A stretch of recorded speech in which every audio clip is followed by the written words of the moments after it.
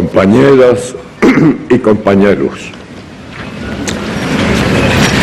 Deseo en primer lugar agradecer el encargo de que pronuncie las palabras finales de esta emotiva sesión constitutiva de la 9ª legislatura de la Asamblea Nacional del Poder Popular, que se efectuó precisamente hoy cuando se cumple el 57 aniversario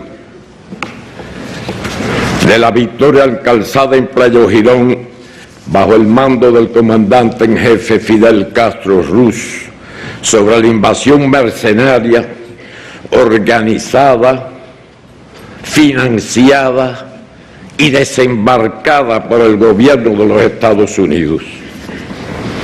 Este hecho histórico reviste mayor relevancia por ser la primera vez que los combatientes del ejército rebelde, policías y milicianos lucharon defendiendo las banderas del socialismo proclamado por Fidel el 16 de abril de 1961 en la despedida del duelo de las víctimas de los bombardeos a las bases aéreas.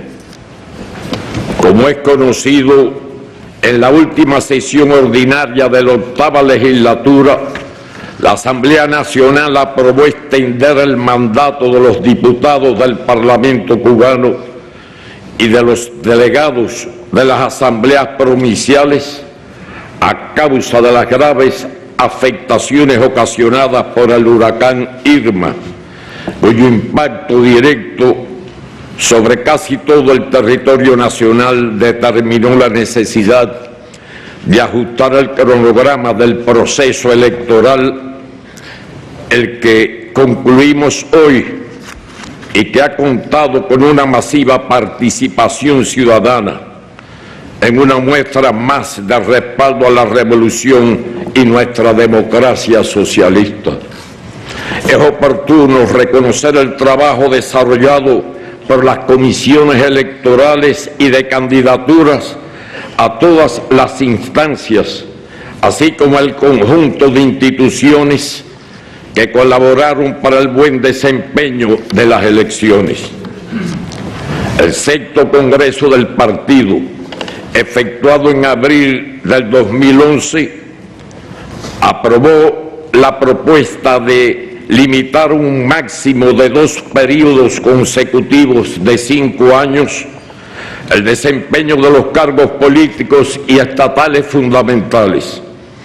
En igual sentido se pronunció el 7º Congreso hace 2 años, y aunque esta limitación no ha sido todavía introducida en la Constitución, cuestión que esperamos sea establecida en el marco de su reforma, desde que asumí mi 2º mandato como presidente de los Consejos de Estado y de Ministros, el 24 de febrero del 2013, expresé que este sería el último, lo cual ratifiqué el pasado diciembre, cuando desde aquí mismo afirmé que a partir de hoy Cuba tendría un nuevo presidente.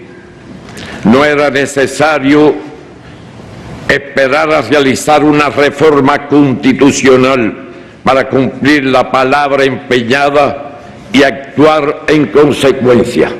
Más importante aún era dejar el ejemplo. La Asamblea Nacional del Poder Popular eligió al compañero Miguel Díaz-Canel Bermúdez como presidente de los Consejos de Estados y de Ministros. Al propio tiempo, también resultó electo el compañero Salvador Valdés Mesa, primer vicepresidente del Consejo de Estado, y posteriormente la Asamblea Nacional aprobó su designación como primer vicepresidente del Consejo de Ministros. El compañero Díaz-Canel acumula una trayectoria laboral de casi 35 años, tras alcanzar el título de ingeniero electrónico en la Universidad Central de Las Villas. Trabajó en esa profesión cumplió el servicio militar en unidades cuaterniles antiaéreas de las FARC, luego de lo cual fue profesor en la Facultad de Ingeniería Eléctrica del propio centro universitario, donde se le propuso como cuadro profesional de la Unión de Jóvenes Comunistas, ascendiendo paulatinamente en cargos de dirección de esta organización hasta su promoción al trabajo profesional en el partido. A partir de julio de 1994, al tercer o cuarto año del periodo especial, cuando estaba en su máximo apogeo las consecuencias de esa situación, coincidiendo con esta etapa, la más aguda del periodo especial, fue primer secretario del Comité Provincial de Villa Clara durante 9 años y desempeñó igual responsabilidad en la provincia de Holguín durante otros 6, en ambos casos con resultados satisfactorios. Y no fue casualidad que después de los 9 años en Villa Clara, que fueron bastantes, porque él nació allí y conocía su antigua provincia, me refiero como tal, incluyendo en este caso a Cienfuegos y a Santi Espíritu, y planificadamente se le envió una de las provincias grandes de Oriente en habitantes y extensión territorial como Holguín, como parte de su preparación, como intentamos hacer con cerca de una docena de jóvenes, la mayoría de los cuales llegaron al buró político, pero no logramos materializar su preparación.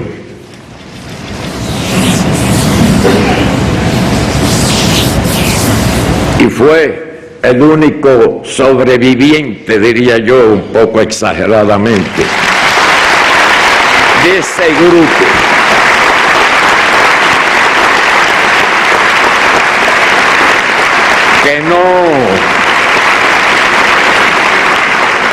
Que no les critico sus deficiencias, sino que hablando con el compañero Machado le decía que nosotros somos los que tenemos que criticarnos por no haber organizado mejor la preparación y la maduración de esos otros compañeros para que ocupen altas responsabilidades en el partido y en el gobierno. Si 15 años solamente estuve en 2 provincias como dirigente máximo del partido, sin contar los años que estuvo en la juventud en su propia provincia.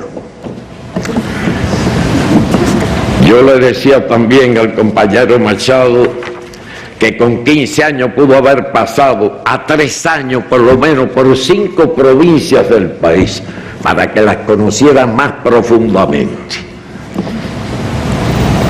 No estoy criticando a Machado, ya yo lo critico demasiado.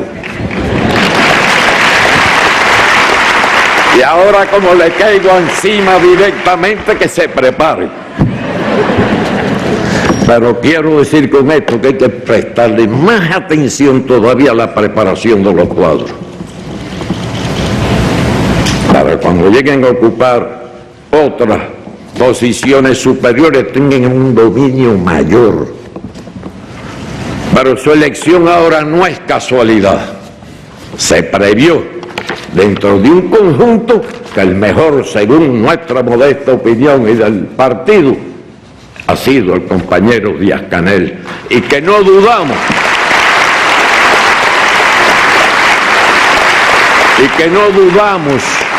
que por las virtudes que por experiencia y por dedicación al trabajo ha desarrollado, tendrá éxito absoluto en la tarea que le ha encomendado nuestro órgano supremo del poder del Estado.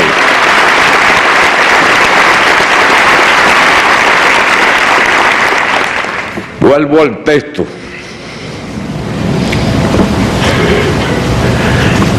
Es miembro del Comité Central del Partido desde 1991 y fue promovido al Buró Político hace 15 años. Cumplió misión internacionalista en la República de Nicaragua y se graduó del Colegio de Defensa Nacional.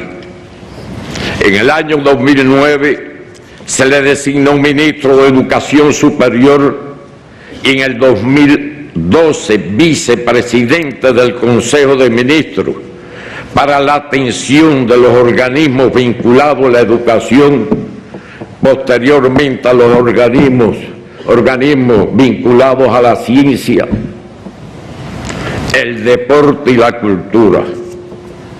Hace 5 años resultó elegido primer vicepresidente de los consejos de Estado y de Ministros, y desde ese instante ya un grupo de compañeros del Buró Político teníamos la absoluta certeza que habíamos dado en el clavo y que esa era la solución que hoy se está concluyendo de materializar en esta importantísima reunión. Cargos, estos últimos que mencioné, y sobre todo el de primer vicepresidente de los consejos de Estado y Ministros, cargo que ha simultaneado con la atención de la esfera ideológica del Comité Central del Partido. Tampoco es casualidad, un tema tan importante como ese tenía que pasar por las manos del que hoy es presidente de los consejos de Estado y Ministros. Y cuando yo falte, que más adelante me refiero aquí, que continúa como primer secretario hasta el año 21, pueda asumir esa condición de presidente de los Estados, de presidente del Consejo de Estado de Ministros y secretario general del Partido Comunista, primer secretario del Partido Comunista. Y se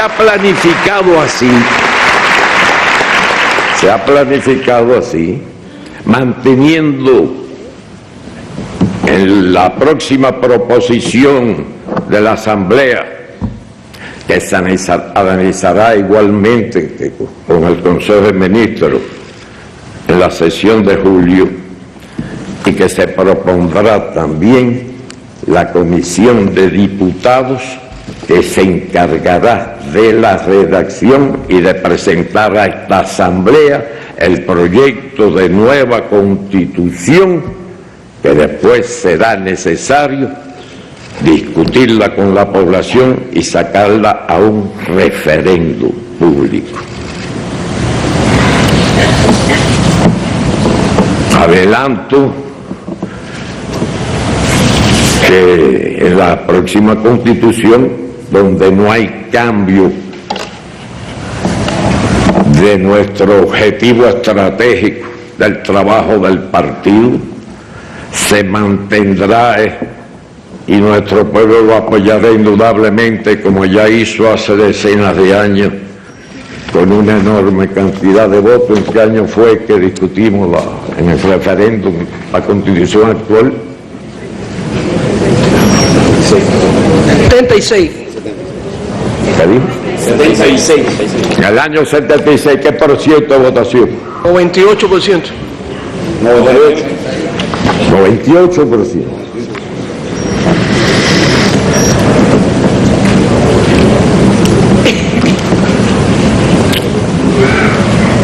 Y que en esa ocasión ya podrá unirse nuevamente todos cargos, como decía, que son fundamentales. El presidente, el primer secretario del partido y el presidente de los consejos de ministros tengan en sus manos todo el poder y la influencia de ejercer. Aunque exista, puede ser un primer ministro que atienda el gobierno.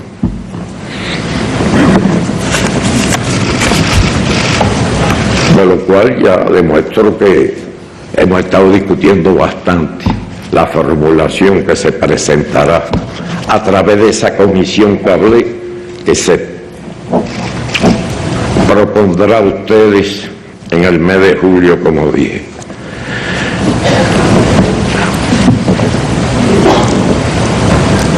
Sus 2 mandatos debe cumplir lo que lo vamos a establecer en la Constitución, de 5 años cada uno.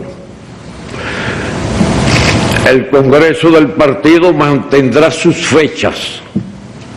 Yo fui elegido en el 7º Congreso del partido hasta el año 21. Tengo ya 87 años que cumpliré el 3 de junio. No lo digo para que me manden algún obsequio, yo sé que está difícil conseguir un regalo aquí, aunque sea modesto. Conseguir un regalo aquí, aunque sea modesto, es más difícil que encontrar petróleo. Es decir, que no me envíen nada. Y cuando él cumpla sus 2 mandatos, si trabaja bien y así lo aprueba el Comité Central de nuestro partido, el órgano supremo, el poder del Estado, que es esta asamblea de la que formamos parte, él debe mantenerse. Lo mismo que estamos haciendo con él tiene que mantenerlo con su sustituto. Cesaron sus 10 años de presidente del Consejo de Estado de Ministros y los 3 que le quedan hasta el Congreso se queda como primer secretario para viabilizar el tránsito seguro y ahorrándonos aprendizajes del sustituto hasta que se retire a atender a los nietos que ya tendrá, si es que no tiene alguno todavía. Ya tiene nietos, bueno, para los bisnietos como yo, tengo 3 y viene uno por el camino. Eso es lo que pensamos. Naturalmente los órganos superiores del partido y del Estado serán los que decidirán, tomarán la decisión final en estas actividades que les he mencionado. No vivimos en un lugar y en unos tiempos donde no podemos cometer errores. Yo soy de los que me leo y me estudio cuando el tiempo me lo permite todo lo que me llegan a mis manos de acontecimientos históricos muy nefastos que han sucedido en la historia reciente internacional en los países. Y no podemos cometer errores, no solo por la ubicación geográfica donde nos encontramos, ni por ningún otro motivo. Pero no, hay errores que no podemos cometer, como dieron al traste con procesos importantísimos para la humanidad y cuyas consecuencias le hemos pagado muchos países, las consecuencias del desequilibrio internacional que se creó, que le hemos pagado muchos países, las seguimos pagando, entre ellos el nuestro. ¿Se me entiende bien? Sí. El compañero Díaz-Canel no es un improvisado, le estaba diciendo. A lo largo de los años ha demostrado madurez, capacidad de trabajo, solidez ideológica, sensibilidad política, compromiso y fidelidad hacia la revolución. Su ascenso a la máxima responsabilidad estatal y gubernamental de la nación no ha sido fruto del azar ni del apresuramiento. En su promoción gradual a cargos superiores, a diferencia de lo sucedido en el pasado con otros casos de jóvenes dirigentes, como me refería anteriormente, no cometimos el error de acelerar el proceso, sino que se aseguró con intencionalidad y previsión el tránsito por diferentes responsabilidades partidistas y gubernamentales, como les detallé hace un instante, de manera que adquiriera un nivel de preparación integral que, unido a sus cualidades personales, le permitirán asumir con éxito la jefatura de nuestro Estado y Gobierno. y más adelante la máxima responsabilidad en el partido, como le señalé. Por su parte, el compañero Valdés Mesa acumula una extensa trayectoria de servicios a la revolución, cuyo triunfo lo sorprendió siendo obrero agrícola en una granja,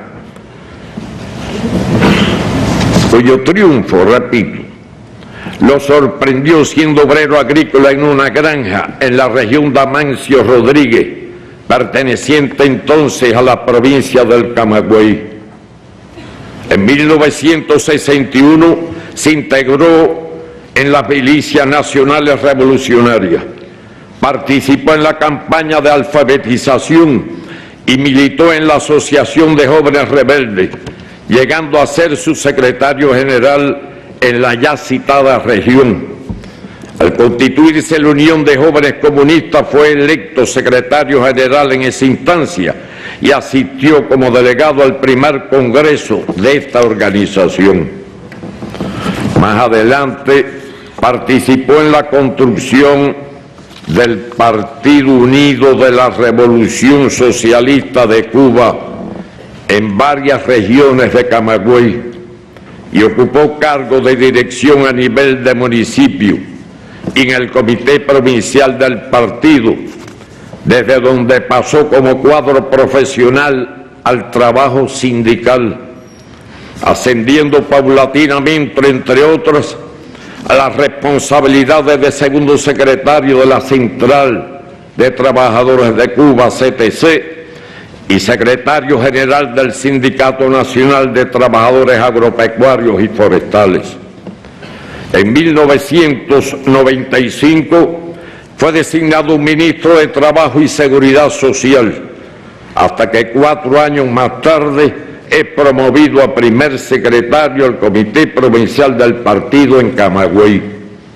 En el 19 Congreso de la CTC, efectuado en el año 2006, fue elegido su secretario general, condición que mantuvo hasta el año 2013, al ser electo vicepresidente del Consejo de Estado. Sin dejar de trabajar, se graduó en 1983 como ingeniero agrónomo en el Instituto Superior de Ciencias Agropecuarias de Ciego de Ávila. Es miembro del Comité Central del Partido desde 1991 y de su buró político hace 10 años. De igual forma, creo justo distinguir la actitud desinteresada del compañero José Ramón Machado Ventura, quien por propia iniciativa nuevamente, y digo nuevamente porque ya lo había hecho con anterioridad, precisamente para que Díaz-Canel pudiera ocupar el cargo que tenía de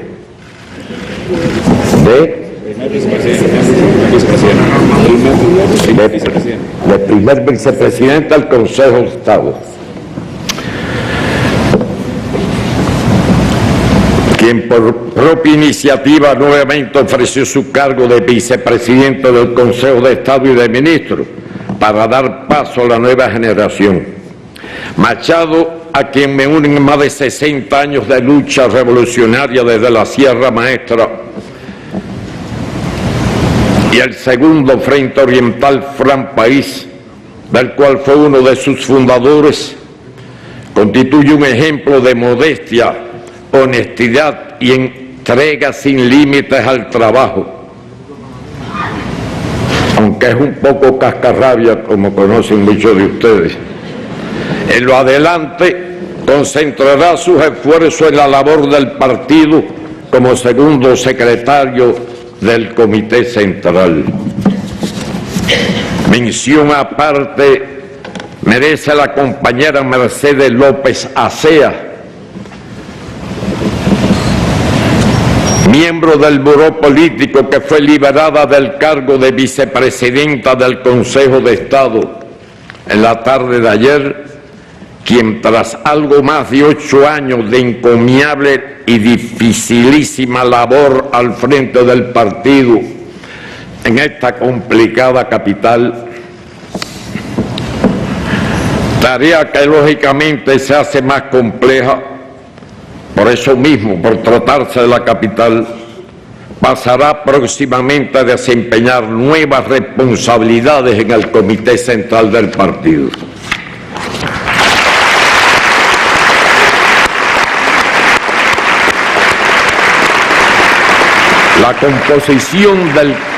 La composición del Consejo de Estado elegido hoy por la Asamblea Nacional refleja un 42% de renovación. Crece asimismo, como ya hizo referencia el compañero Díaz-Canel, la representación femenina hasta el 48,4%. Se va creciendo, Teresa, ¿eh? Pero ahora hay que continuar, como dicen ustedes mismos, a cargos decisorios, no solamente de número.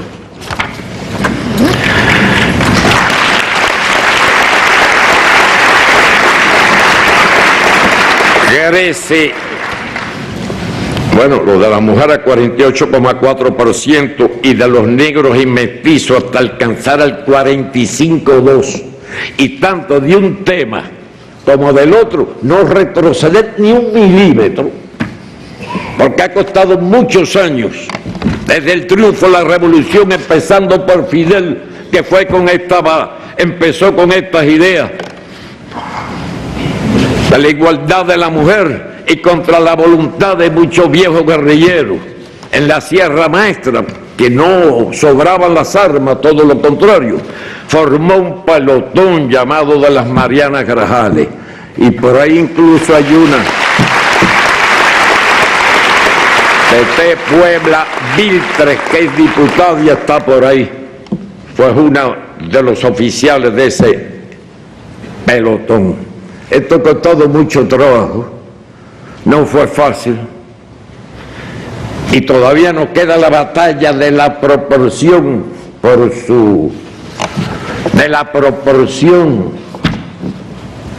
en los aspectos no solo numéricos, como dije, sino cualitativos, en lugares decisorios. Ya las mujeres y los negros, sobre todo, se han preparado en el país. Esto es una muestra, veamos el expediente de cada uno de ellos. Pero costó trabajo, por eso le insisto, ni un paso atrás. Y ahora nos falta en los lugares decisorios, no por ser tal o cual, sino por su calidad, por su preparación. Yo mismo me he equivocado en algunas designaciones por lograr el objetivo sin tener creadas las condiciones del designado. Y he tenido que, por supuesto, rectificar después. Pero llamo la atención porque es un tema que no podemos dejar a la libre espontaneidad. ¿Qué opinan los periodistas? ¿No es así?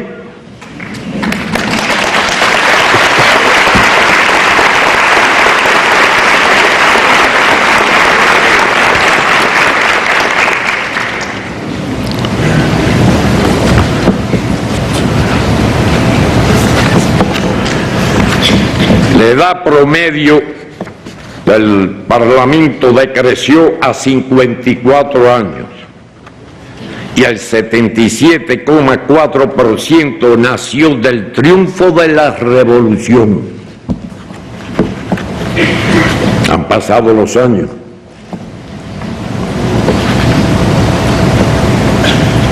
Y no nos damos cuenta, pero han pasado.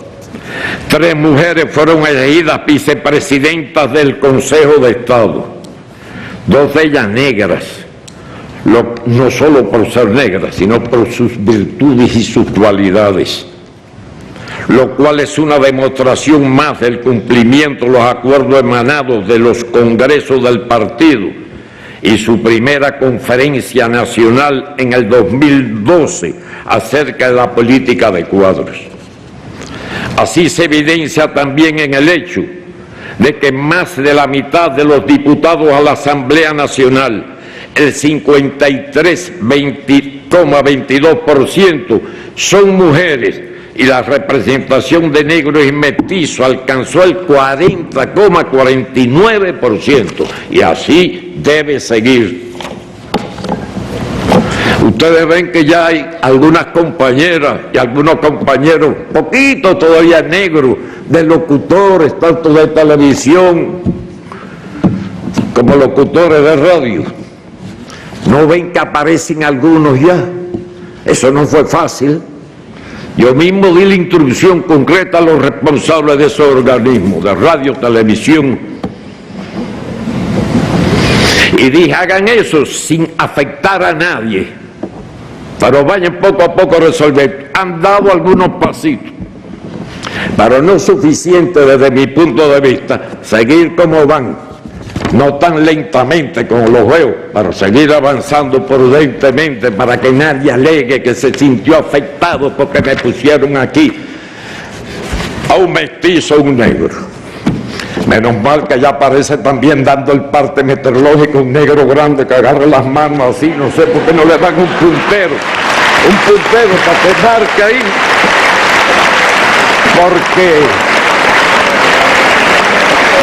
porque no sabe qué hacer con las manos, la pone así y tiene un mapa ahí que se va reflejando el pronóstico meteorológico. Con un puntero puede sacarlo. Y una de deporte, menos mal que ya a veces aparece en el noticiero principal y no se ha quitado a nadie. O sea que le demuestro con esto que las cosas hay que pensarlas, no decirle y a la buena de Dios. ¿Lo cumplieron o no lo cumplieron? Insistiendo, buscando nuevos métodos, evitando cometer errores para que no nos critiquen en objetivos tan nobles. Y hay que pensar una vez y volver a pensar otra solución cuando no logramos resolver los problemas. ¿Es así o no es así? Sí. Por eso me extiendo y me salgo del texto cuidadosamente elaborado para una ocasión tan importante como esta, para reflejarle esas vivencias que son muy útiles. Y son años lo que uno llega viendo, analizando. Y ese detalle que le conté de las mujeres y la cuestión racial, que llevamos rato. No es una vergüenza recordar, como a veces en algunas discusiones particulares he planteado, quiero decir en reuniones no oficiales. Yo nací en el campo, en Virán, municipio ahora es de Cueto, antes era Bellavicero, ahora soy cuetense y holguinero, pero me eduqué en Santiago, que me ala mucho, por supuesto. Y yo recuerdo cuando era estudiante, y antes del triunfo de la revolución, por si acaso ya se nos va olvidando, yo solo recuerdo 3 lugares, que era La Habana. No digo La Habana, acuérdense el tamaño original que tenía ante la actual división político-administrativa. Yo digo La Habana, Santiago de Cuba y Guantánamo. Me refiero a la ciudad. Donde antes no había televisión y existía radio desde que yo tenía su razón, pero no la televisión.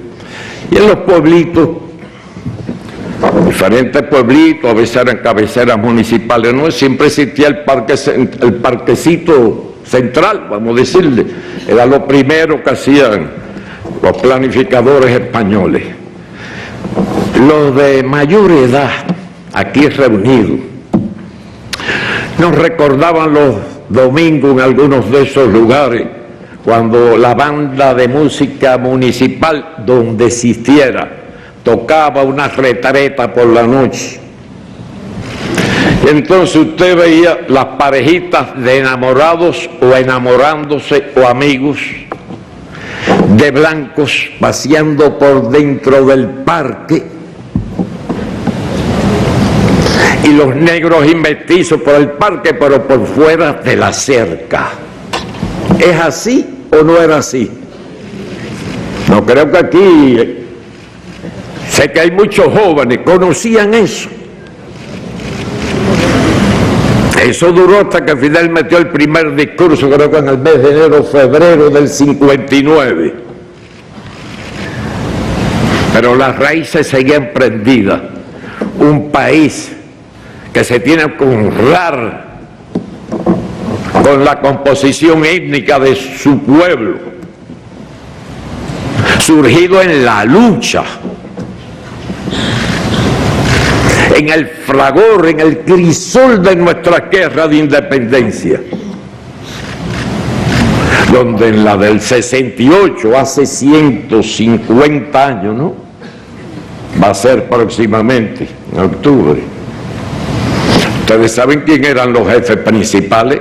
Eran latifundistas, esclavistas incluso, que empezaron por darle la libertad a sus esclavos. Y cuando esa guerra,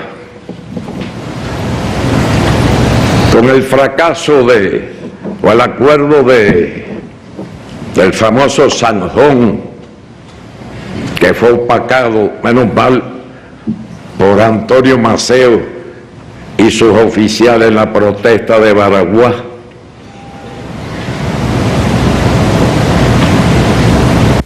la gloriosa protesta de Baraguá.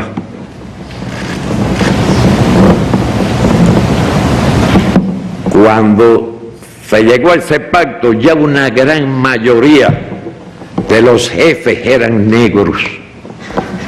Y al iniciarse la guerra de Martí en el 95 fueron las que la encabezaron, fundamentalmente. Después vino lo que conocemos por la historia. La participación norteamericana en los días finales de la guerra, cuando España estaba ya totalmente derrotada, con decenas de miles de soldados españoles, incluso hospitalizados, decenas de miles, algunos por heridas de guerra, la mayoría por enfermedades tropicales que no estaban muy acostumbrados los soldados españoles, entre los que se encontraba mi padre, que fue evacuado por el mismo, pasó la guerra en la trocha Júcar Morón, fue evacuado por el mismo lugar que entró apenas se acabó la guerra, o sea, por Cienfuegos, y regresó al año próximo. Yo me alegro que haya venido, que haya regresado, y si no viene él, viene otro, porque se enamoró de Cuba y vino. Y como le dije en una ocasión a un político español, añadiéndole eso que me alegraba, digo, porque si no, yo a lo mejor hubiera sido en la actualidad un galleguito o un viejo gallego, y a lo mejor era miembro del partido tal.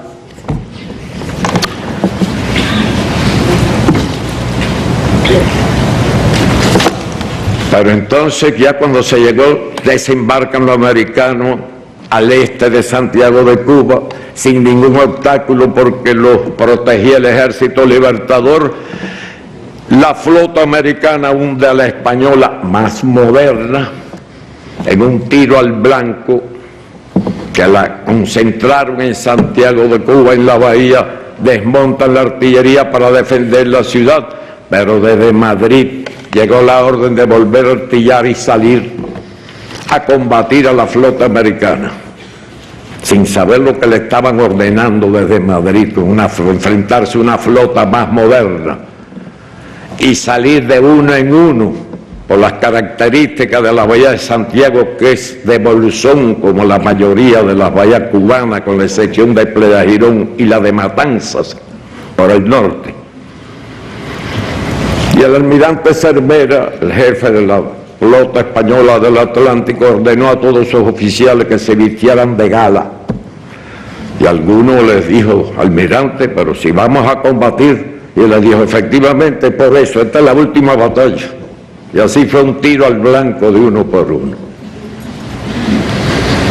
Se libraron 2 combates terrestres de cierta importancia en el Bisu, donde el general español de apellido Vara del Rey, que lo defendía, murió combatiendo, y en la toma de la Loma de San Juan, que ya prácticamente se la ha tragado la ciudad.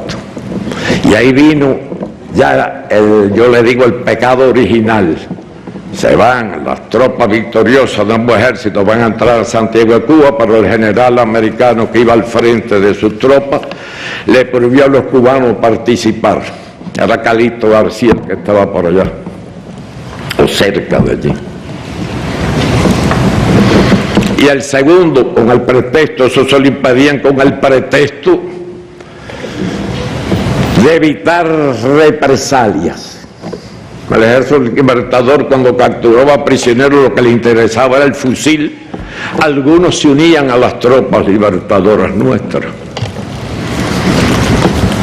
Y una falta más grave todavía, que se puede decir que el pecado original para lo que vino después, fue que cuando llegaron a la casa del gobierno dentro de la ciudad, bajaron la española e izaron solamente la bandera norteamericana. Ya eso estaba indicando lo que iba a pasar en este país hasta que llegó Fidel. Se discutió en París, en el Palacio de Versalles, en las afueras de dicha capital francesa, por supuesto, españoles y americanos. Los cubanos no hacen falta que participen. Y entonces lo que se logró con esa igualdad en un hermoso crisol que era nuestro ejército libertador en ese momento, ya en la discriminación. Usted iba a un central azucarero, aunque fuera un modestico central, y estaba el club de los funcionarios americanos y los cubanos de cuello duro, vamos a decir, que trabajaban en alguna oficina o alguna responsabilidad, los que iban a ese club. Y los otros al barracón. La influencia de ellos se supo. La enmienda Pla duró aquí hasta la revolución del 33. Pero otros acuerdos que se tomaron nos volvieron a poner el yugo hasta el 1 de enero de 1959. Ese crisol tan hermoso de nuestra nacionalidad, ahora es que estamos logrando reconstruirlo. No fue en los primeros momentos. ¿Se me entiende lo que digo y a qué me refiero? ¿Fue así o no fue así? Le pregunto a los de más edad. Va a tener que mirarme para acá, que es donde ya quedan algunos viejos. Guillermo García, en el Plátano no había eso. La pobreza los unificaba a todos. Bien, perdonen ustedes que me he salido del texto, pero modestia aparte yo creo que lo enriquezco. La prensa que publique lo que quiera. El texto escrito, pero pueden hablar de esto que estoy hablando aquí, porque por supuesto está saliendo al aire.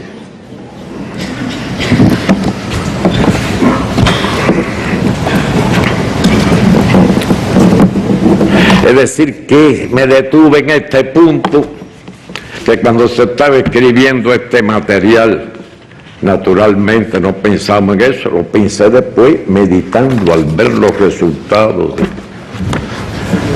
y de la composición de esta asamblea, nueva asamblea.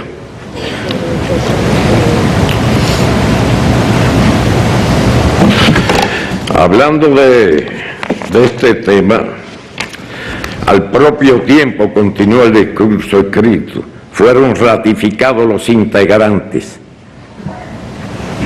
2 de ellos mujeres, de la presidencia de la Asamblea Nacional del Poder Popular, encabezada por el querido compañero Esteban Lazo Hernández. Igualmente, a propuesta del presidente Díaz-Canel, el Parlamento cubano aprobó, en cumplimiento de lo establecido en el artículo 75 de la Constitución, posponer, lo que ya me referí, para su próxima sesión, la presentación del Consejo de Ministros con el propósito de contar con un tiempo prudencial para valorar los movimientos de cuadros a realizar.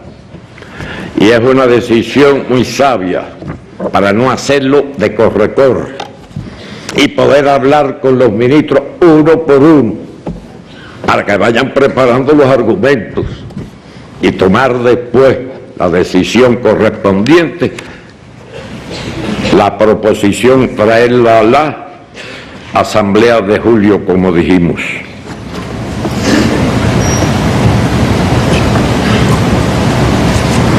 En lo que a mí se refiere, me mantendré desempeñando el cargo de primer secretario del Comité Central del Partido en mi segundo y último mandato que expira en el año 2021, como les dije, cuando se efectúe su octavo congreso y concluya el proceso de transferencia paulatina y ordenada de las principales responsabilidades a las nuevas generaciones. A partir de entonces, si la salud me lo permite, seré un soldado más junto al pueblo defendiendo esta revolución.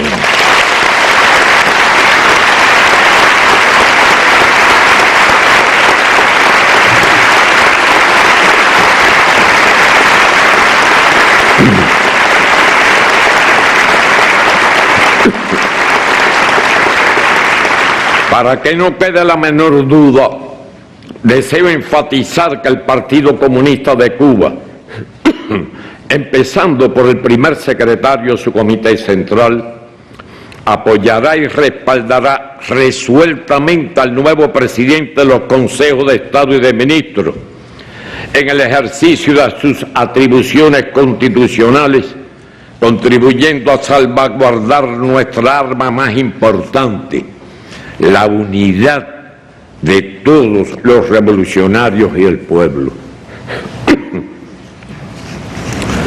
No puede ser de otra manera.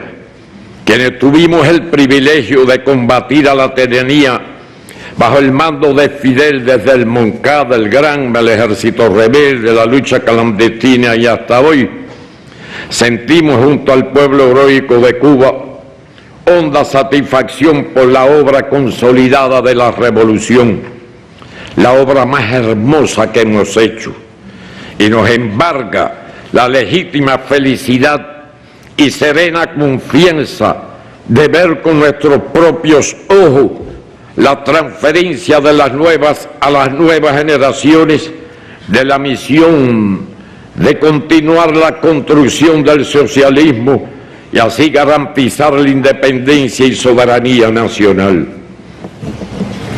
En fecha tan temprana como el 4 de abril de 1962, en la clausura del primer Congreso de la Asociación de Jóvenes Rebeldes, el compañero Fidel planteó: creer en los jóvenes es ver en ellos, además de entusiasmo, capacidad, además de energía, responsabilidad, además de juventud, pureza, heroísmo, carácter, voluntad, amor a la patria, fe en la patria, amor a la revolución, fe en la revolución, confianza en sí mismo, convicción profunda de que la juventud puede, de que la juventud es capaz, convicción profunda de que sobre los hombros de la juventud se pueden depositar grandes tareas.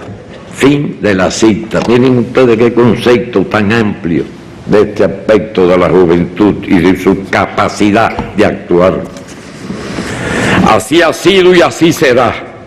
Y no por gusto, una de las permanentes apuestas de los enemigos de la revolución es penetrar, confundir, dividir y alejar a nuestra combativa juventud de los ideales, la historia, la cultura y la obra revolucionaria, sembrar el individualismo, la codicia, la mercantilización de los sentimientos e inducir a las nuevas generaciones al pesimismo, el desapego hacia la ética y los valores humanistas, la solidaridad y el sentido del deber. Estos planes están condenados al fracaso, porque a lo largo de la historia, en el presente y en el futuro, la juventud cubana ha sido protagonista en la defensa de su revolución socialista. Muestra de ello es que el 87,8% de los diputados de esta asamblea nació después del 1 de enero de 1959. Los jóvenes cubanos han demostrado cuánta razón tenía Fidel cuando les habló en 1962. Nosotros hoy ratificamos esa confianza, seguros de que serán celosos guardianes de los preceptos contenidos en la brillante definición del concepto revolución del comandante en jefe. Corresponde al partido, el Estado y el gobierno cumplir y hacer cumplir la política de promover con intencionalidad y la debida gradualidad a los jóvenes, mujeres, negros y mestizos a cargos decisorios, de modo que se garantice con suficiente antelación la creación de la cantera de los principales dirigentes de la nación en el futuro, sin repetir los costosos errores que en esta cuestión estratégica hemos cometido. En el quinto pleno del Comité Central, efectuado los días 23 y 24 de marzo pasado, analizamos el estado de la actualización del modelo económico y social cubano. Previamente se había hecho durante varios días en el Buró Político. Proceso iniciado a partir del 2011 en cumplimiento de los acuerdos del sexto Congreso del Partido. Previamente, en 2 ocasiones, el Buró Político había examinado también este asunto con anterioridad. A pesar de lo ejecutado, que no es poco ni mucho menos, pensábamos que a esta altura, cuando aprobamos o tomamos las primeras decisiones en el sexto Congreso del Partido y en las reuniones posteriores de ese tipo,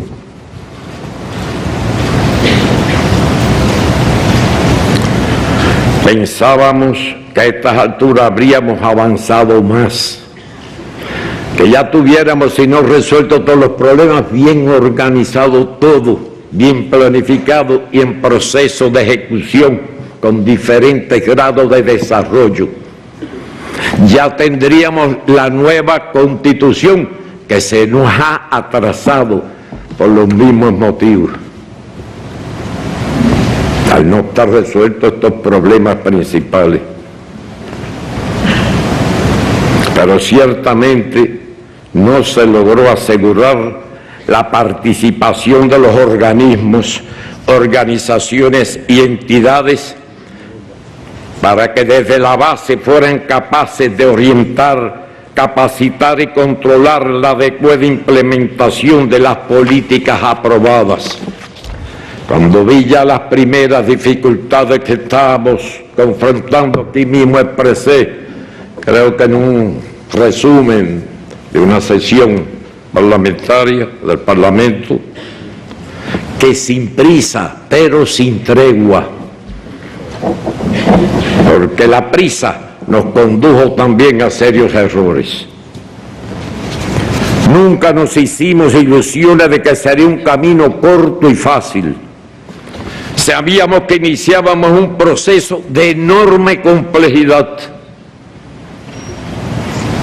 por su alcance, que abarcaba todos los elementos de la sociedad, lo que requería vencer el obstáculo colosal de una mentalidad cimentada en décadas de paternalismo e igualitarismo, con secuelas significativas en el funcionamiento de la economía nacional.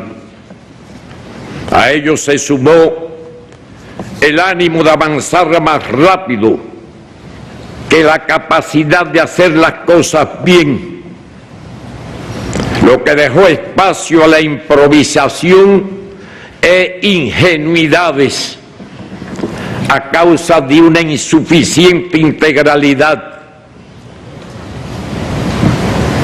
incompleta valoración de los costos y beneficios y visión restringida sobre los riesgos asociados a la aplicación de varias medidas que además no tuvieron la conducción, control y seguimientos adecuados o requeridos, lo cual determinó demoras y pasividad en la corrección oportuna de las desviaciones presentadas. Considero que hemos aprendido importantes lecciones de los errores cometidos en el periodo transcurrido y la experiencia acumulada nos permitirá continuar a paso más seguro y firme, con los pies y los oídos bien pegados a la tierra, y así evitar retrocesos inconvenientes. No hemos renunciado a proseguir la implantación del trabajo por cuenta propia. Ya me he referido a eso en diferentes intervenciones en este Parlamento, que constituye una alternativa laboral en el marco de la legislación vigente y que, lejos de significar un proceso de privatización neoliberal de la propiedad social, permitirá al Estado desprenderse de la administración de actividades no estratégicas para el desarrollo del país. Proseguirá igualmente el experimento de las cooperativas no agropecuarias. En ambas direcciones se han logrado resultados nada despreciables, pero también es cierto que se pusieron en evidencia errores en su atención, control y seguimiento que favorecieron el surgimiento de no pocas manifestaciones de indisciplina, evasión de obligaciones tributarias en un país que además apenas se pagaba impuestos antes de estas medidas que estamos aplicando, ilegalidades y violaciones de las normas en aras de un acelerado enriquecimiento personal, lo cual no se enfrentó oportunamente y que conllevó a la necesidad de modificar varias regulaciones en la materia. Al propio tiempo, la premisa insoslayable de que no se dejaría desamparado a ningún ciudadano y que el proceso de cambios en el modelo económico y social cubano, bajo cualquier circunstancia, no podría significar la aplicación de terapias de choque contra los más necesitados, que por lo general son quienes más firmemente apoyan a la revolución socialista. A diferencia de la práctica en muchos países, condicionó en buena medida el ritmo de las transformaciones en cuestiones trascendentales, como es el caso de la solución de la dualidad monetaria y cambiaria, que continúa dándonos serios dolores de cabeza, y hacer surgir nuevos problemas. Pudieran citarse como ejemplo, además, la reforma salarial y de pensiones, así como la supresión de gratuidades indebidas y subsidios generalizados a productos y servicios en lugar de a las personas sin otro sostén. También hemos carecido de una adecuada y sistemática política de comunicación social acerca de los cambios introducidos en aras de llegar oportunamente hasta el último ciudadano con exposiciones y explicaciones claras y entendibles, porque estas cuestiones son bastante difíciles de entender algunos de sus aspectos, sobre temas tan complejos en evitación de incomprensiones y vacíos informativos. A lo anterior se agregan las difíciles circunstancias en que se ha debido conducir la economía nacional en todos estos años, en lo que se ha arreciado el bloqueo económico de Estados Unidos y la incesante persecución de las transacciones financieras del país, limitando el acceso a fuentes de crédito para el desarrollo, así como la obstaculización de las muy necesitadas inversiones extranjeras. No debo pasar por alto los cuantiosos daños ocasionados por persistentes periodos de sequía, como la última de 3 años, y la cada vez más destructivos y frecuentes huracanes que azotaron a todo el territorio nacional. Por otra parte, son innegables los resultados alcanzados en el paciente y laborioso proceso de reordenamiento de la deuda externa con los principales acreedores, lo cual libera a las presentes y sobre todo las futuras generaciones de una formidable carga de obligaciones que pendía sobre el porvenir de la nación, cual espada de Damocles, aunque no la última, la única.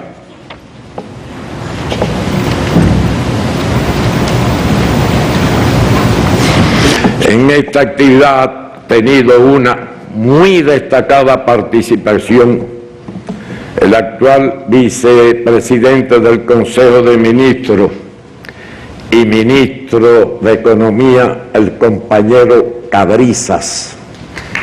¿Dónde está?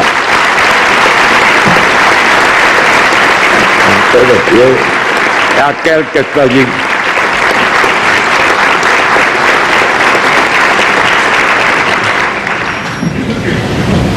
Y no solo en esa la principal, sino en otro tipo de trabajos similares relacionados con deuda.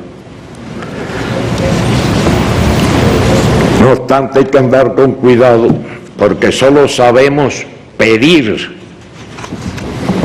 y sabemos muy poco de racionalizar. Y yo soy, como presidente del Consejo de Estado de Ministros, el que doy la autorización para utilizar reservas. Y sé muy bien lo que estoy diciendo. Y préstamos de la reserva. Y llegó un momento que llegó a consumirse por violaciones, por ignorancia, de, por ejemplo, las reservas movilizativas del país. Ya las repusimos todas, me refiero al combustible, que se usó sin autorización por equivocaciones de concepto y por no ir a ver en los documentos originales cuáles son las disposiciones existentes. Y muchas veces a la hora de pedir alguna reserva de cualquier producto, se me trata de engañar con cuestiones muy simples. Hacen falta tantas toneladas de combustible para tal día. Motivo.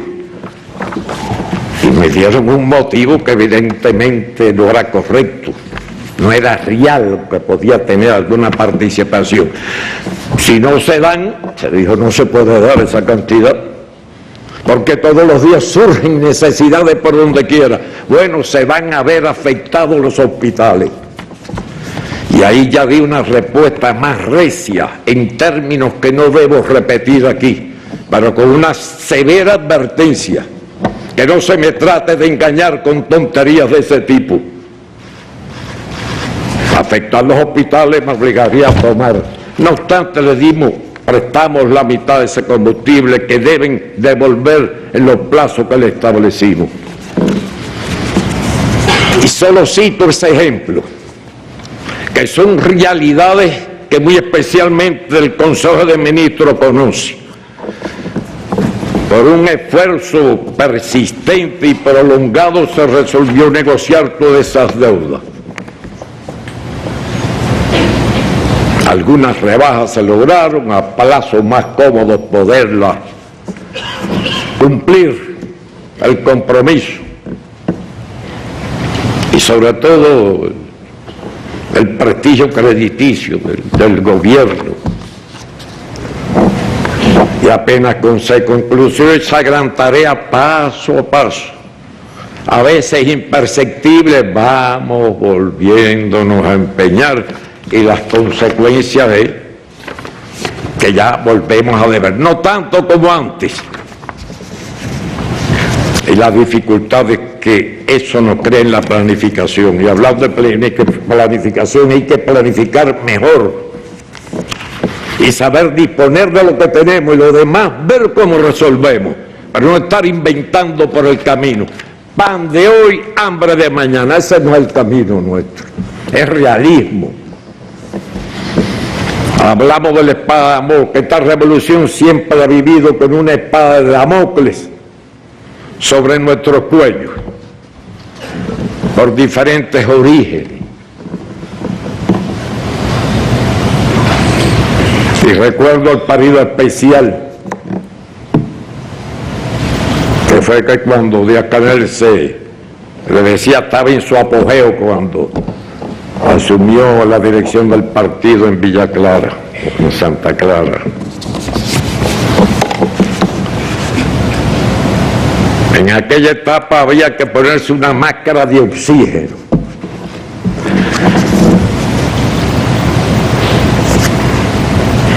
El snorkel ese que usan los pescadores submarinos, ¿no? A veces había que ponérselo porque el agua estaba por encima del bigote, y otras veces por encima de la nariz, y a veces tapándonos los ojos, y había que ponerse el snorkel. Pero resistir, y por eso estamos hoy hablando aquí.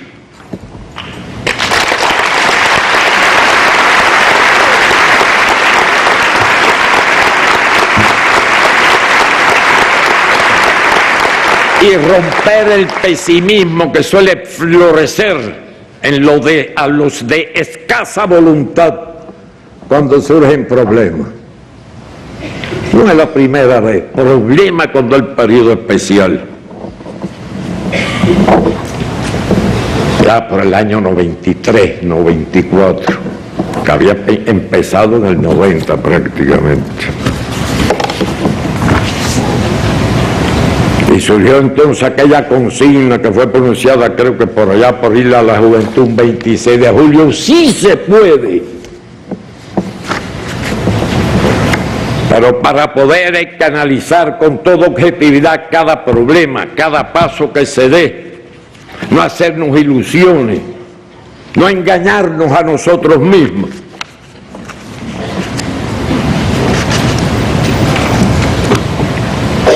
Y ahora con la situación actual del vecino que tenemos, que han vuelto a acordarse de la enmienda, de la enmienda Play, iba a decir,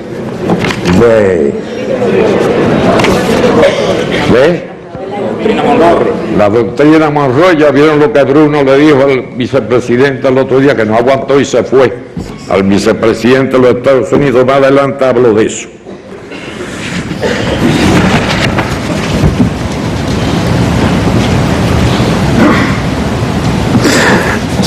Las actuales tensiones en nuestras finanzas externas constituyen una señal de advertencia en ese sentido en el que he estado ampliando. No queda otra alternativa que planificar bien y sobre bases seguras, ahorrar y suprimir todo gasto no imprescindible, que hay bastantes todavía. Asegurar que se obtengan los ingresos previstos que permitan cumplir las obligaciones pactadas y al mismo tiempo garantizar los recursos para invertir en el desarrollo de los sectores priorizados de la economía nacional. No nos encontramos en una situación extrema y dramática, como aquella que el pueblo cubano supo resistir y superar bajo la dirección del partido y Fidel en los primeros años de la década del 90 del pasado siglo, etapa conocida como periodo especial. El escenario ahora es muy diferente. Contamos con bases sólidas para que esas circunstancias no se repitan. Nuestra economía se ha diversificado algo y crece. Sin embargo, el deber de los revolucionarios es prepararse con audacia e inteligencia para la peor de las variantes, no para la más cómoda. Con permanente optimismo y total confianza en la victoria. Hoy y siempre, tener presente la inquebrantable conducta de defender la unidad, resistir y resistir. No cabe otra solución. Como fue informado en días pasados, durante la realización del quinto pleno del Comité Central del Partido, se dio una explicación sobre los estudios que se han venido realizando acerca de la necesidad de reformar la Constitución acorde con las transformaciones acaecidas en el orden político, económico y social. Para llevar a cabo este proceso, esta Asamblea deberá aprobar en su próxima sesión ordinaria una comisión integrada por diputados que se encargará de elaborar y presentar el proyecto que discutiría el Parlamento para luego someterlo a consulta popular y finalmente, de conformidad con lo establecido en la Constitución, aprobar el texto definitivo en un referendo, como le anticipé hace un instante. Es propicia la ocasión para esclarecer una vez más que no pretendemos modificar el carácter irrevocable del socialismo en nuestro sistema político y social, ni el papel dirigente del Partido Comunista de Cuba como vanguardia organizada y fuerza dirigente superior de la sociedad y el Estado, como establece el actual artículo número 5 de la Constitución, y que en la próxima defenderemos que se mantenga en el mismo lugar, artículo 5. Pasando a temas de política exterior, no puedo dejar de referirme a la 8ª Cumbre de las Américas, recién celebrada en Perú, que estuvo marcada desde meses antes por la renovada actitud neocolonial y hegemónica del gobierno de los Estados Unidos, cuyo compromiso con la doctrina Monroe ha sido ostensiblemente ratificado. La expresión más notoria se manifestó en la arbitraria e injusta exclusión de Venezuela de ese evento internacional. Se sabía que el gobierno de los Estados Unidos se proponía montar allí un espectáculo propagandístico contra la revolución cubana, haciendo uso de los remanentes de la contrarrevolución mercenaria. Cuba fue a Lima por derecho propio con la frente en alto. Demostró la disposición a dialogar y debatir en cualquier escenario, en condiciones de igualdad y respeto. A la vez, confirmó la determinación de los cubanos de defender sus principios, los valores y su espacio legítimo. La delegación cubana, junto a las de Bolivia y otros países, impidieron que se mostrara un frente único en contra de la revolución bolivariana y reiteró el reclamo de un nuevo sistema de relaciones entre las dos Américas. Las intervenciones de nuestro canciller, compañero Bruno Rodríguez Parrilla, en nombre del gobierno cubano, con lenguaje franco, ideas claras y firmeza, constituyeron una rotunda respuesta a los insultos y falacias contenidos en el anticuado e injerencista discurso del vicepresidente norteamericano allí presente. Los integrantes de la sociedad civil de nuestro país libraron una batalla en contra de la exclusión neocolonial amparada por la OEA y defendieron con brío su reconocimiento como genuinos representantes del pueblo cubano. Alzaron su voz por Cuba y por los pueblos de nuestra América. La provocación fue derrotada. Aprovecho la ocasión en nombre de este heroico pueblo, reiterar la felicitación a todos los integrantes de la representación cubana que participaron en este evento. Los países de nuestra América no podremos enfrentar los nuevos desafíos sin avanzar hacia la unidad dentro de la diversidad para ejercer nuestros derechos, incluido el de adoptar el sistema político, económico y social y cultural que decidan sus pueblos, según reza la proclama de la América y del Caribe como zona de paz, aprobado en nuestra capital, como ustedes conocen. Subrayamos además el compromiso con la Alianza Bolivariana para los pueblos de nuestra América.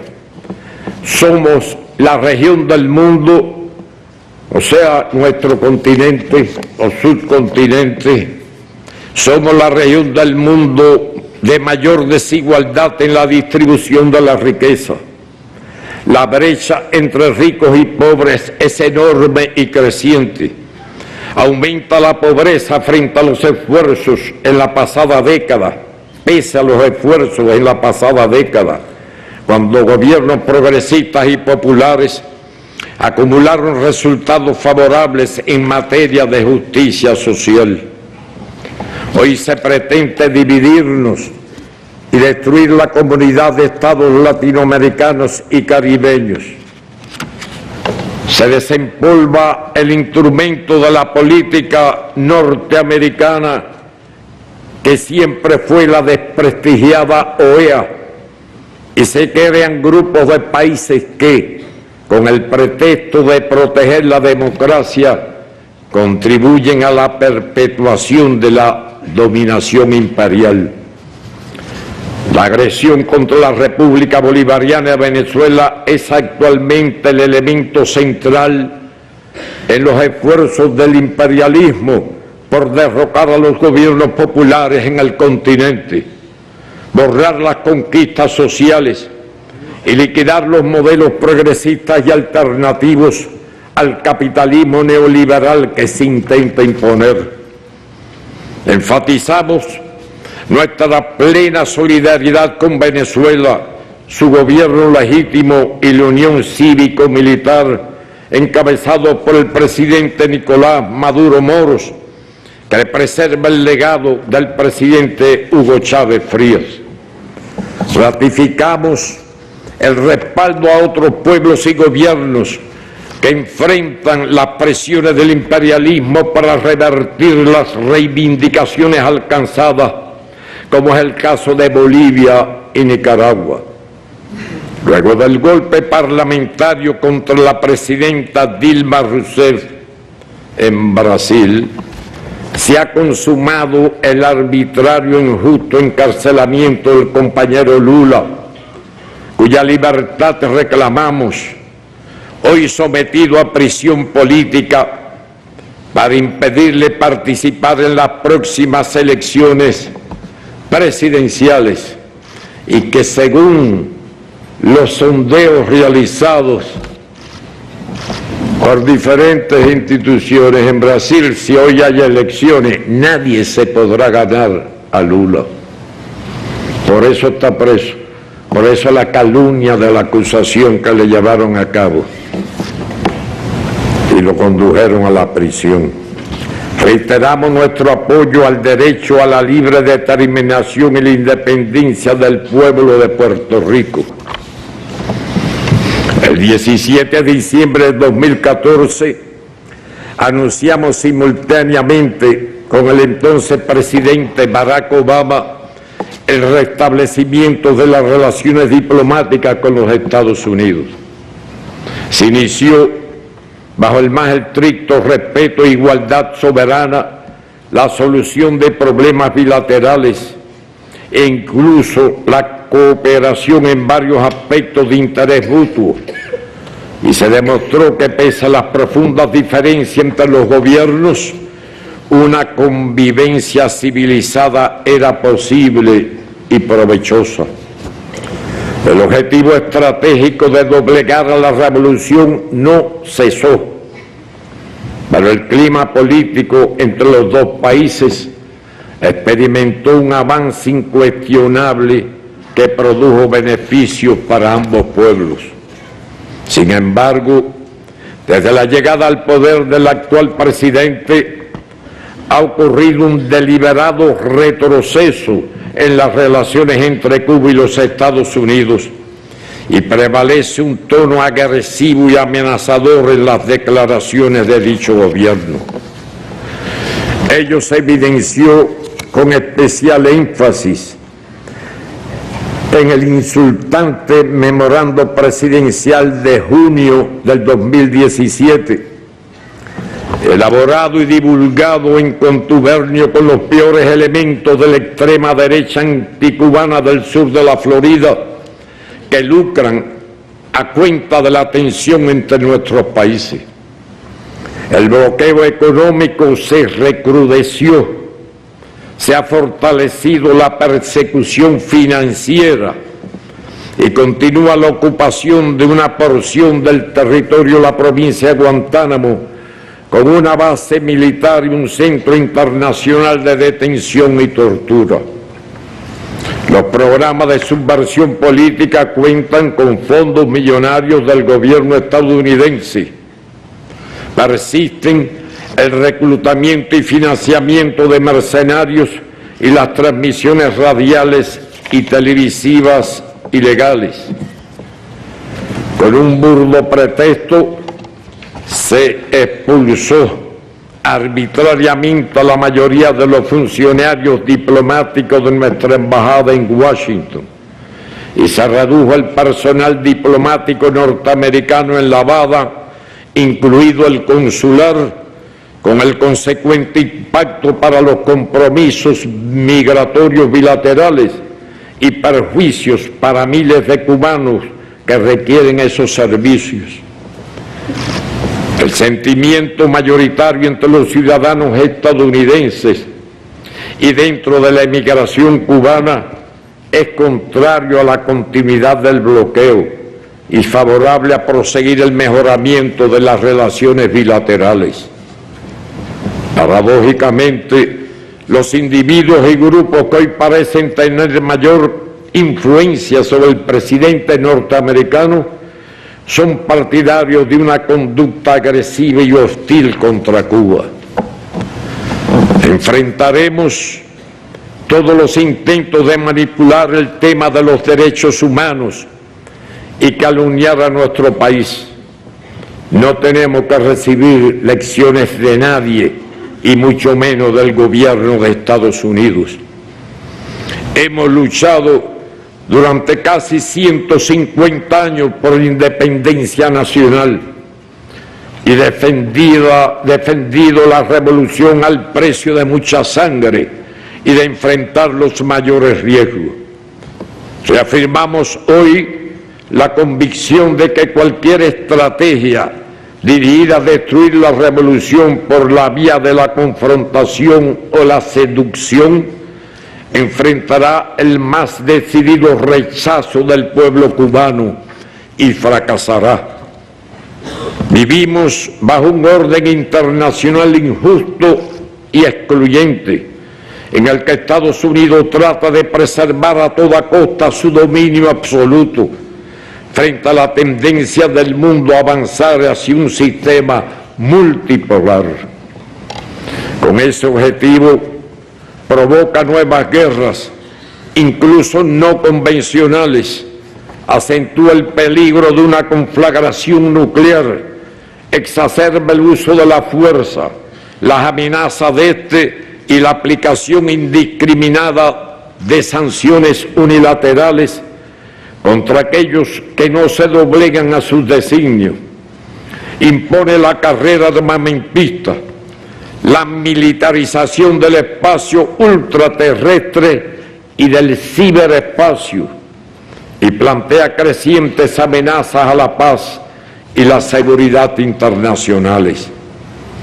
La expansión de la OTAN hacia las fronteras con Rusia provoca serios peligros que se agravan por la imposición de sanciones arbitrarias que rechazamos. Estados Unidos insiste en continuas amenazas y medidas punitivas, violaciones de las reglas del comercio internacional contra China, también contra la Unión Europea, con la que recientemente firmamos un acuerdo de diálogo y cooperación, y contra de sus aliados. Las consecuencias serán dañinas para todos, en particular para las naciones del sur. El imperialismo norteamericano crea conflictos que generan oleadas de refugiados, sigue políticas represivas, racistas y discriminatorias contra los migrantes, construye muros, militariza fronteras, hace aún más derrochadores e insostenibles los patrones de producción y consumo y obstaculiza la cooperación en el enfrentamiento al cambio climático. Utiliza sus transnacionales y plataformas tecnológicas hegemónicas para imponer un pensamiento único, manipular la conducta humana, invadir nuestras culturas, borrar la memoria histórica y la identidad nacional, así como controlar y corromper sistemas políticos y electorales. El pasado 13 de abril, en violación de los principios del derecho internacional y la Carta de las Naciones Unidas, Estados Unidos y algunos de sus aliados de la OTAN agredieron militarmente a Siria, sin que se hubiera demostrado la utilización de armas químicas por parte del gobierno de ese país.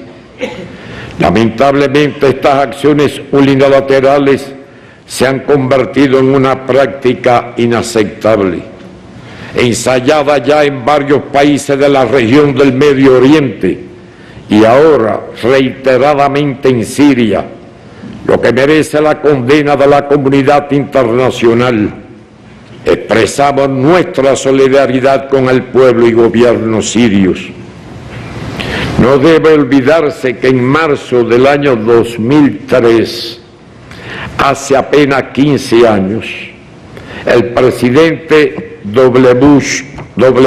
Bush, hijo del anterior presidente del mismo apellido, lanzó la invasión a Irak bajo el pretexto de la existencia de armas de exterminio en masa, cuya falsedad se conoció pocos años después.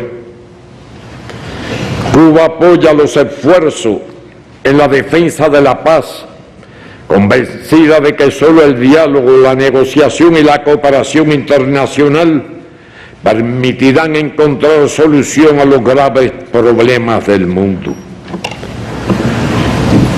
Agradecemos la solidaridad de todos los países, casi sin excepción, en nuestra lucha contra el bloqueo económico, comercial y financiero. Las relaciones bilaterales con la Federación de Rusia se han incrementado de manera sustantiva en todas las esferas sobre la base del beneficio mutuo. Jamás seremos ingratos, ni olvidaremos el apoyo recibido de los pueblos que integraban la antigua Unión Soviética, muy especialmente el pueblo ruso, en los años más difíciles después del triunfo de nuestro proceso revolucionario. Asimismo, avanzan los vínculos con la República Popular China en materia económica, comercial, política y de cooperación, constituyendo un importante aporte al desarrollo de nuestra nación.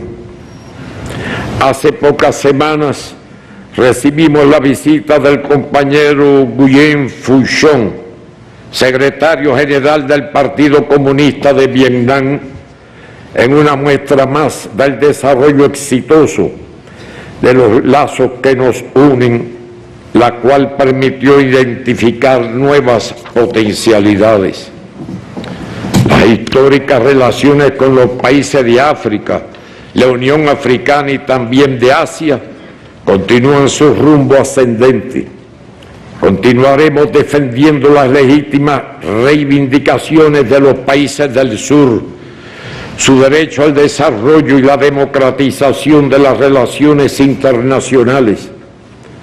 Todas las causas justas, especialmente las del pueblo palestino y saharaui, y las luchas por la justicia social, tendrán el apoyo de nuestro pueblo. El complejo escenario internacional descrito ratifica la total vigencia de lo expresado por el comandante en jefe de la Revolución Cubana en su informe central al primer Congreso del partido en 1975.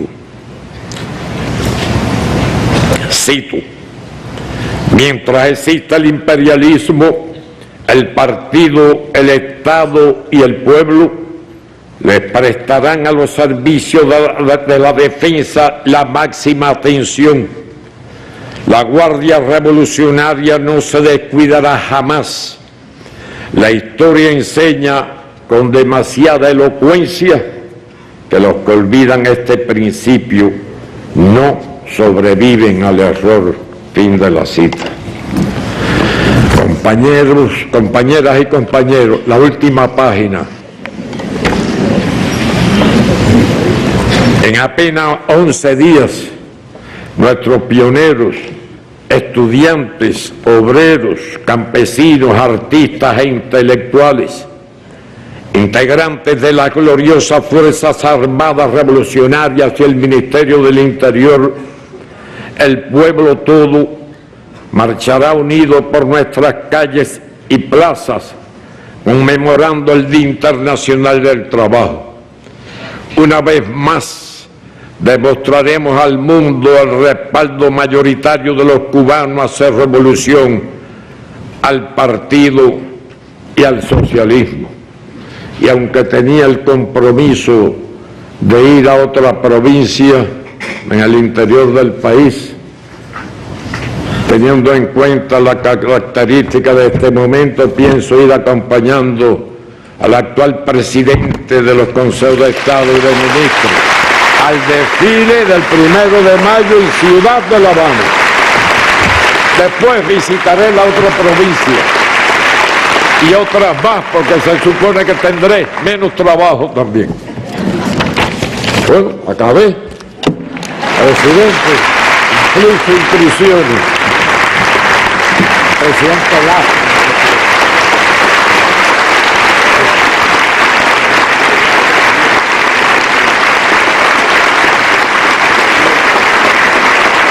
No se quiere morir.